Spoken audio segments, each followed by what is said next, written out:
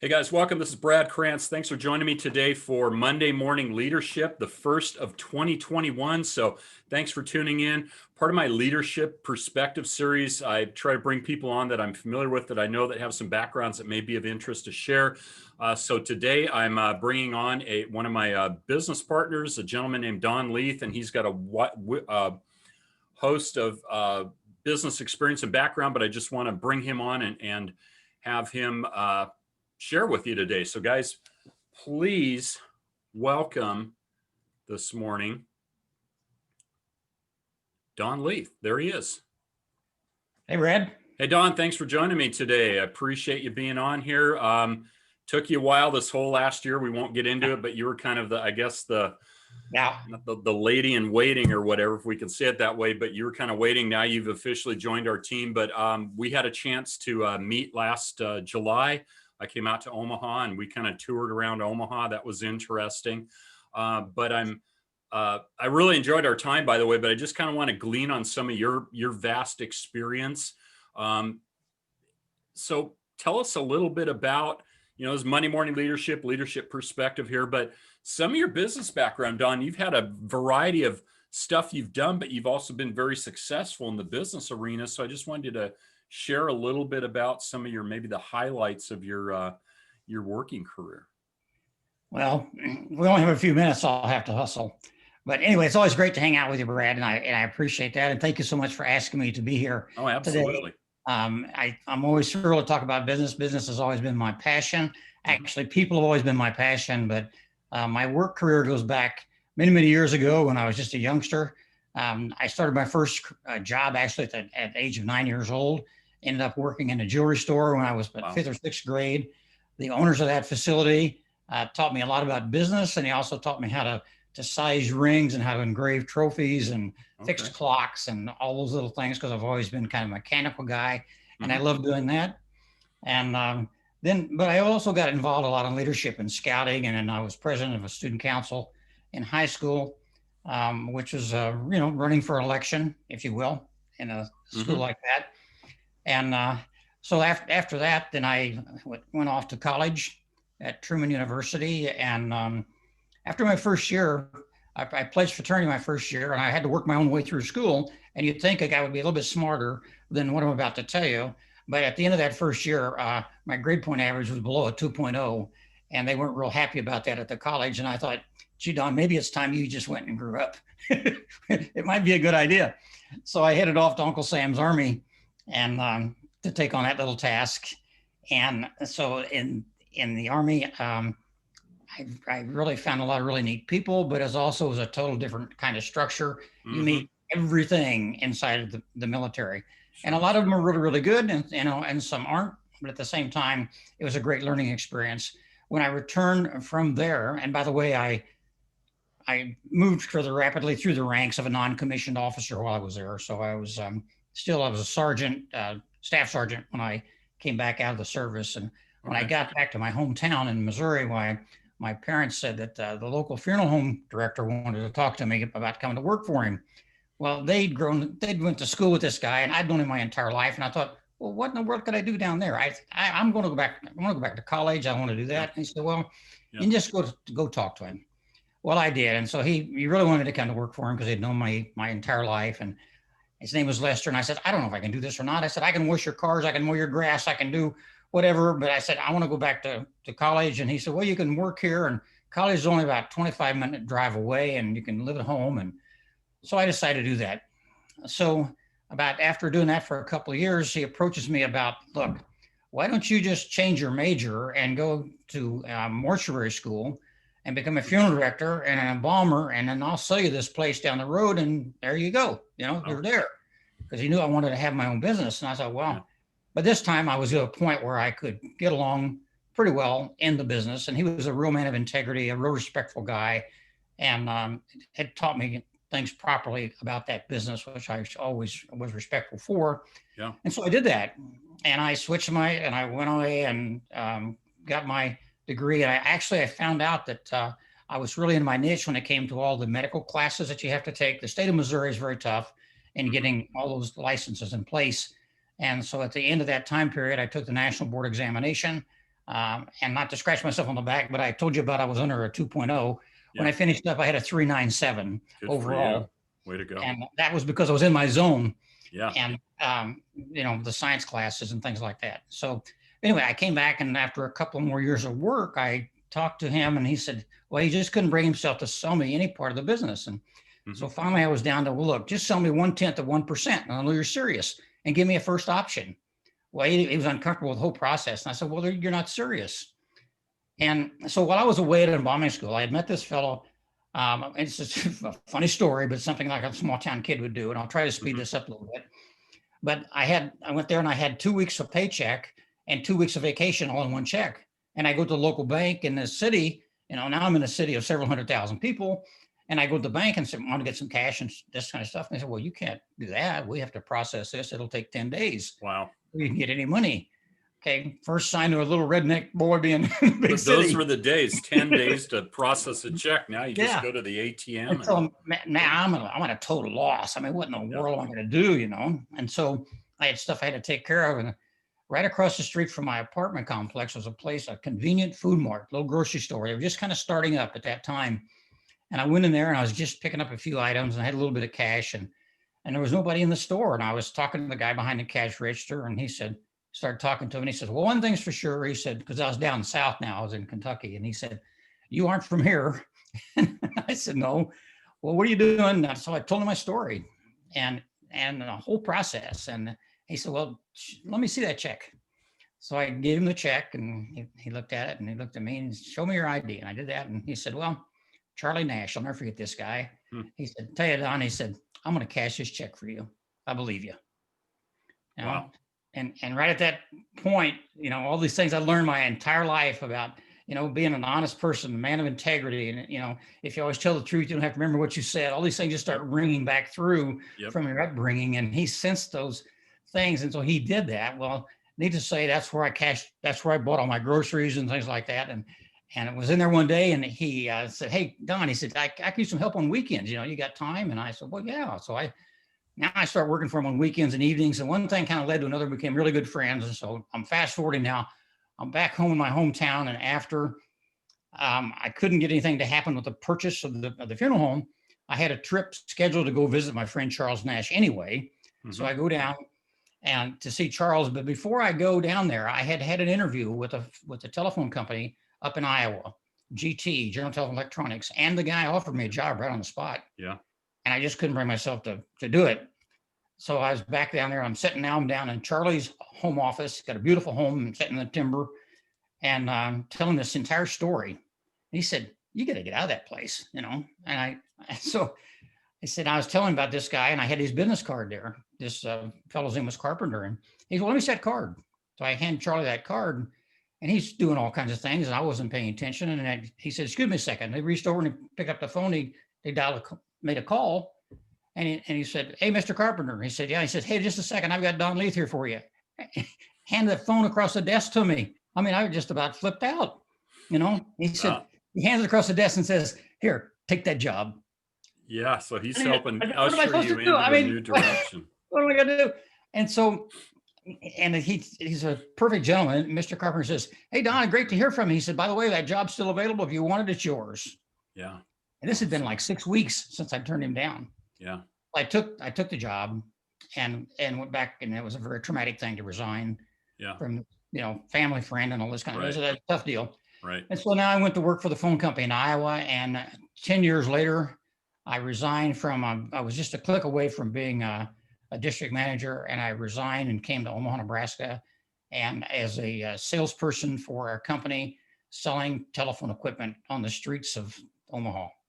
Wow. And the industry was brand new at that time. You just at the point where you could start buying equipment and things such as this. Yeah. Now the telecommunications industry really changed, because I still remember, when I grew up, we had a phone upstairs and downstairs dial, and that's what it was. That's what your phone was. Got it. So if we think today's marketing, and I'm not comparing anything other than this is just the facts. Back then, there was a very wealthy Texan named Tom Carter who'd taken on AT&T, and in 1968, this is after many, many years, 1968 was the final, Tom Carter won. One guy brought down AT&T. I don't have all the details, but he Yeah. was a multimillionaire before that battle started. He was almost broke when it was over, but he won. And that one guy is today why we have all the freedom we have in communications, because he brought down the Yeah. monster, if you will, at the time, because everything was regulated. Everything was And so AT&T. people could Yeah. start buying their own equipment. Well, I was on the other side of the fence watching all this, and I Okay. said, this is an opportunity. Yeah. And so I came to Omaha and started working for a company. And I mean, it was tough stuff. I was out literally beating on doors, convincing people they could buy their own telephone equipment and showing them how they could cost justify it and so Yeah. on. Wow. And so then after, just a few years later, I ended up buying that company and had it for the next 28 years. Wow. And we grew it and took on nurse call systems and infant security systems for hospitals and Yeah. industrial explosion-proof intercom equipment for a lot of grain elevators in the Midwest, and Yeah. dust was a big Yeah.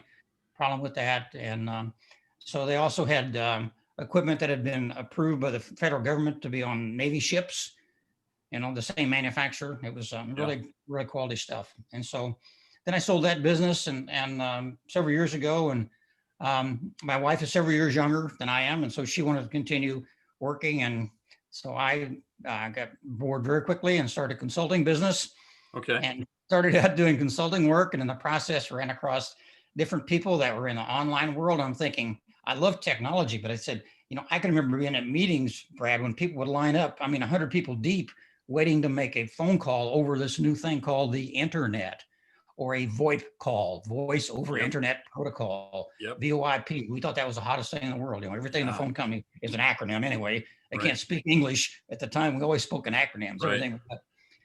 And so then all these things were happening with the internet and things that were taking place. And I love technology. I love working with people.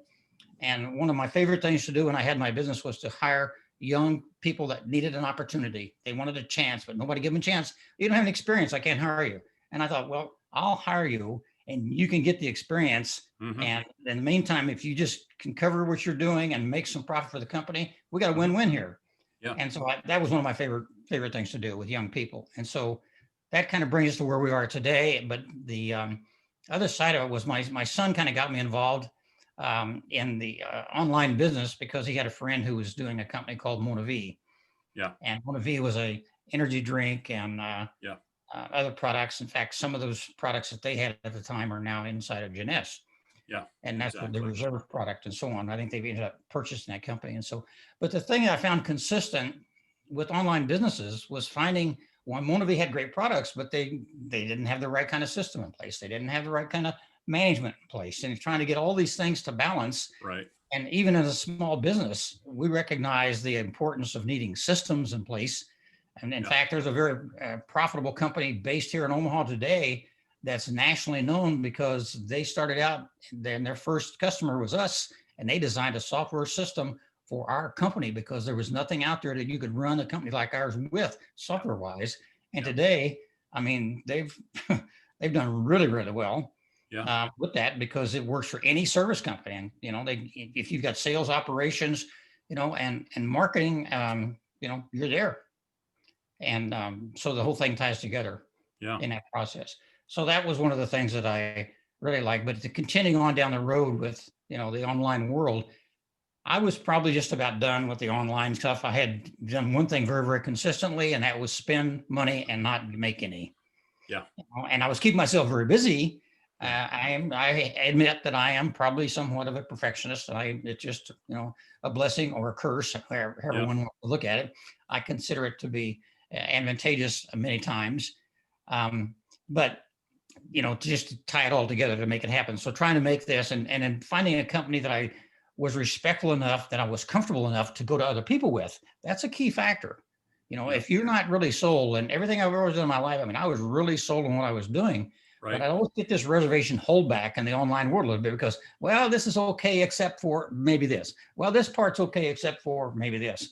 But today I'm glad to say all the parts that are needed are here and they're awesome. And they're great. That's another question maybe you have. Well, yeah, let me ask you this. So with your very business background, you got into a telecommunications industry that was rapidly changing.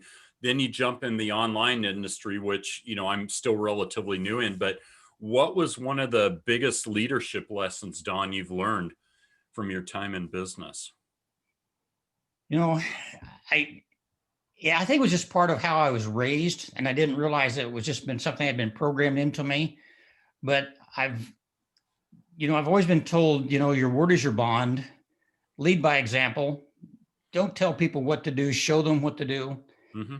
If like many times, I maybe because in the Midwest we get snow, I'd come in the office. Just a simple little example, and in a suit and tie and a top coat, grab the snow shovel and go out front and start getting the snow away from the building. And there'd be no more than 2 or 3 scoops, and there'd be somebody show up saying, "Hey, let me get that. Let me take care of that." And I say, "Oh, I'll be happy to do it." And so the snow got removed. You didn't have to say a word. It just happened. Didn't always happen. Sometimes I had to do the walk, but that's okay too. Yeah, But the leadership fact of the by matter example, is, kind of. they knew that I would do it. Yeah. In other words, there's no job that's so low that I can't do it. I mean, it just doesn't bother me. Yeah. And so that's, I think, one of the biggest examples. I often found that to be true in the service. Not that I was go out and say, "Hey, watch me." It was just the fact it's kind of innate. Right. And Right. just the way to make it function. And so, Okay. and I think also too, I think I've been blessed with the fact that I really do like people. I do respect people. Yeah. And it doesn't make any difference to me what the hierarchy is. If there's anything that I learned from the funeral business, it's that we're all going out the same way we came in. Pardon Very my true. phrase, but that's butt naked and broke. Very true. Okay? Very And true. you may have a bigger pile than somebody else, but you're Yeah. not taking it, you're leaving it. Exactly. And it's okay. It's just a matter of how you approach it in the process. Yeah. And it was a little point of humor too, I should mention. If you want to really have a lot of fun in your life, try leaving the funeral business and going and finding a job in the free enterprise world, in the system. Try That's that one on. And say, what do you know about business? Well, believe it or not, that is a business. Yeah, it is. It's pretty Yeah. profitable, as I understand, but it's not something people typically view as that's where you would go with a career. It's really stressful and really preys on all of your emotions. Yeah. It does that. I So bet. anyway, not to go back on that, but anyway, No. I hope that answered your question. No, yeah, thanks for sharing that, Don, because we did want to get in some leadership, but I think we're excited now. Don and I are both partnered with a couple, Adam and Ashleigh Reeker. They are out of Omaha. I'm out here on the West Coast in Seattle, but I think we're excited to find a company that's scaling now in the network marketing industry, but we're doing it online with an online app, with SEO targeted leads, with a top-notch digital marketer, which is exciting because, again, nobody is really excited about having to get in and make the proverbial name list of people that they know or haven't talked to in 10, 20, 30 years and make those calls. It's just nobody else in business does that, Don. I realize that who else in business hires somebody and says, "Hey, I want you to make a name list of everybody you know, and let's go call them." You don't do that. So we're kind of bringing network professionalism to an industry, the network marketing industry that has, there's fair share of skeptics and such, but bringing the marketing into the 21st century, which is huge. But share a little bit, just your thoughts on the vision for this, Don. We're kind of just getting this thing going. We have a company that we work with that is global, but taking an online business and scaling it. What do you see? Where do you see this thing going? Well, 3LE is so very, very unique, and it's the vision of this young couple, Adam and Ashleigh Reeker. They put this 3LE team together, and it's an awesome vision. And today we call it the trifecta within our group and so on. And it's so very true to think that you have the right team and the right company that you're representing and the right system in which to do it. And you put those three together and you have the perfect business triangle, if you will, how each side supports each other and they all feed off of each other. And so it's a perfect business triangle. If you're a visual person, you got to visualize that you cannot find a spot where you can't get help. You can't find a spot anywhere that one is not supporting the other in the process. Yeah. And then you throw in the element of the sincerity of the team that comes in.